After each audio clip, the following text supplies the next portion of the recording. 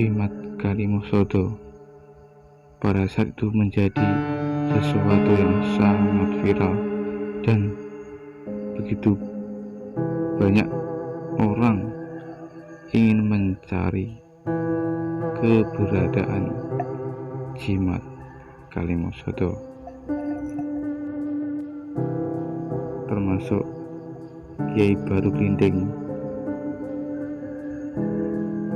ingin juga mendapatkan Jimat Kalimosodo demi mendapatkan kematian yang sempurna.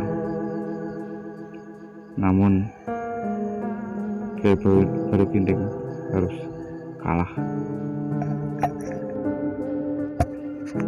dan Aji Saka pun mempunyai taktik mengalahkan Kiai Baru Glinding, yaitu dengan disuruh melingkarkan tubuhnya di Gunung Merapi dan dipotonglah lidah dari Kiai Baru Glinding. Setelah itu Kiai Baru Glinding pun berubah menjadi manusia, tetapi gagap dalam berbicara. Maka Kiai Baru Glinding menyerah, kalah dengan Prabu Aji Saka. Namun tidak berhenti sampai di situ. Prabu Aji Saka dicari raksasa, manusia raksasa namanya Gono, untuk mendapatkan Jimat Kalimosodo. Gono pun akhirnya harus bertempur melawan Prabu Aji Saka yang sama-sama mempunyai keris. Keris ini juga berasal dari para empu di Hindustan, juga sama-sama keramat, sama-sama saktinya. Sebelumnya Gono ingin mengambil Jimat Kalimosodo dari Pangeran Yudhistira, namun malu karena kedudukan Pangeran Yudhistira adalah seorang kaisar. Maka Gono pun mencari Aji Saka untuk mendapatkan Jimat Kalimosodo. Maka terjadilah pertempuran, sama-sama menggunakan keris sakti dari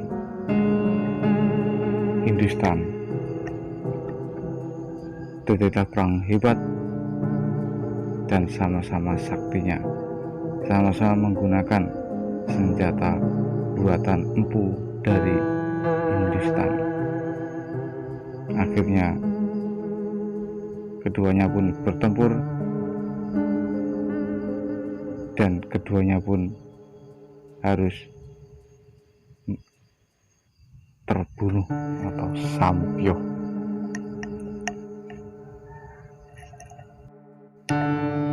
Padahal pada saat itu Jimat Kalimosodo itu belum diturunkan ke Prabu Aji Saka, baru akan diturunkan. Namun kedua orang tadi, yaitu Baru Glinding dan Gono ini, ingin mengambil alih kepemilikan dari Jimat Kalimosodo. Itu begitu berharganya kalimat atau ajian Kalimosodo ini, sehingga banyak orang yang ingin memilikinya, termasuk Gono ini. Maka setelah keduanya terbunuh, termasuk Prabu Aji Saka ini, maka sampailah berita itu di Baitul Maqdis, tempat Nabi Sulaiman berada, maka tidak jadi jimat Kalimasodo diturunkan ke Prabu Aji Saka.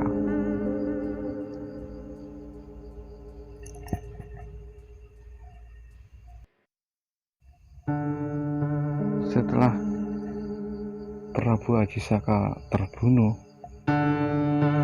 maka hubungan Jawa Dwipa dengan Baitul Maqdis terputus karena sudah tidak ada lagi penerus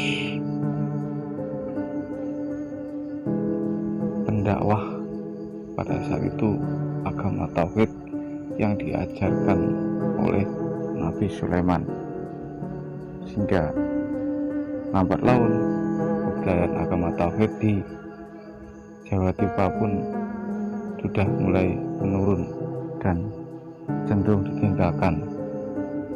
Maka dengan kekosongan itu datanglah para pemeluk agama Hindu dan Buddha datang ke Pulau Jawa Dwipa. Karena pada itu Jawa Dwipa adalah pulau termasyhur. Mereka datang ke Jawa Dwipa dan mengajarkan agama Hindu dan Buddha. Maka mulai saat itu banyak kerajaan-kerajaan beragama Buddha dan Hindu, termasuk yang pertama kali ada Kutai Kartanegara, kemudian Sriwijaya, dan seterusnya. Namun mereka masih menggunakan tahun Jawa, hari Jawa, dan huruf-huruf Jawa dalam keseharian kerajaan-kerajaan Hindu itu. Maka sampai sekarang pun huruf Jawa masih dipakai oleh pemeluk-pemeluk agama Hindu, terutama yang berada di Pulau Bali. Ini berarti kisah ini adalah meluruskan sejarah. Menurut kisah ini, berarti agama tauhid lebih dulu dari agama Hindu dan Buddha. Tetapi kalau kita pernah belajar sejarah di sekolah-sekolah, agama Hindu dan Buddha itu lebih dulu dari agama Islam.